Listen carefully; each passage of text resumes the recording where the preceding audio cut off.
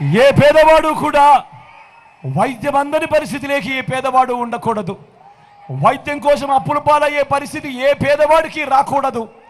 ఇంత తాపత్రయం పడుతూ ఈ 59 నెలల కాలంలో విస్తరించిన ఆరోగ్యశ్రీ, ఏకంగా 25 లక్షల దాకా ఉచితంగా ఆరోగ్యశ్రీ, పేదవాడికి ఆపరేషన్ అయిన తర్వాత కూడా రెస్ట్ పీరియడ్లో కూడా పేదవాడికి అండగా ఉంటూ ఓ వైఎస్ఆర్ ఆరోగ్య ఆసరా. మొట్టమొదటిసారిగా గ్రామంలోనే ఓ విలేజ్ క్లినిక్, మొట్టమొదటిసారిగా గ్రామానికే ఓ ఫ్యామిలీ డాక్టర్, మొట్టమొదటిసారిగా గ్రామంలో ఉన్న ప్రతి ఇంటిని కూడా జల్లెడ పడుతూ అన్నా నీ ఆరోగ్యం బాగుందా, అక్క నీ ఆరోగ్యం బాగుందా, అవ్వా నీ ఆరోగ్యం బాగుందా అని చెప్పి ఆ ఇంటికే వెళ్ళి టెస్టులు చేస్తూ మందులిస్తూ ఆ ఇంటికే ఓ ఆరోగ్య సురక్ష. నేను అడుగుతా ఉన్నా, ఇంతగా పేదవాడి ఆరోగ్యం మీద ధ్యాస పెట్టిన ప్రభుత్వం గతంలో ఎప్పుడైనా ఉన్నదా అని అడుగుతా ఉన్నాడు మీ బిడ్డ. మొట్టమొదటిసారిగా ఏ గ్రామానికి వెళ్ళి చూసినా కూడా ఆ గ్రామంలోనే ఏకంగా 600 రకాల సేవలు అందిస్తా ఉన్న గ్రామ సచివాలయం. అదే గ్రామంలో 60-70 ఇళ్లకు ఇంటికే వచ్చి సేవలు అందిస్తా ఉన్న ఓ వాలంటీర్ల వ్యవస్థ.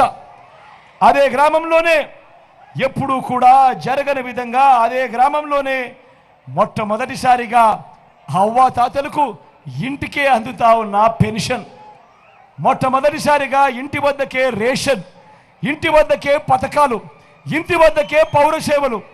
అదే గ్రామంలోనే ఓ ఆర్బీకే వ్యవస్థ రైతన్నను చెయ్యి పట్టుకొని నడిపిస్తూ, అదే గ్రామంలోనే ఓ విలేజ్ క్లినిక్ మరో 4 అడుగులు వేస్తే, అదే గ్రామంలోనే నాడు నేడుతో మారిన ఇంగ్లీష్ మీడియం బడి, అదే గ్రామంలోనే ఫైబర్ గ్రిడ్, అదే గ్రామానికే కడుతా ఉన్న డిజిటల్ లైబ్రరీలు, అదే గ్రామంలోనే నా అక్క చెల్లెమ్మలకు తోడుగా ఓ మహిళా పోలీస్, అదే గ్రామంలోనే నా ప్రతి అక్క చెల్లెమ్మ ఫోన్లో ఆపదలో ఉంటే చాలు ఒక బటన్ నొక్కితే చాలు ఒక దిశ యాప్ నా అక్క చెల్లెమ్మల ఫోన్లో, ఆ బటన్ నొక్కిన వెంటనే 10 నిమిషాల్లోనే పోలీస్ తమ్ముడు వచ్చి అక్క ఏమైందక్క అని చెప్పి అడిగే ఒక గొప్ప పరిస్థితి ఈ 59 నెలల కాలంలోనే జరిగింది.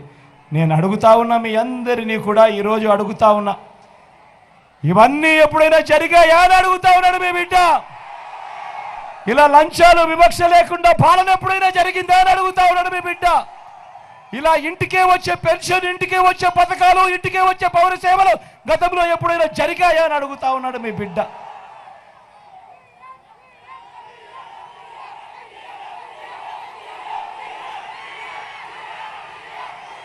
మీ బిడ్డ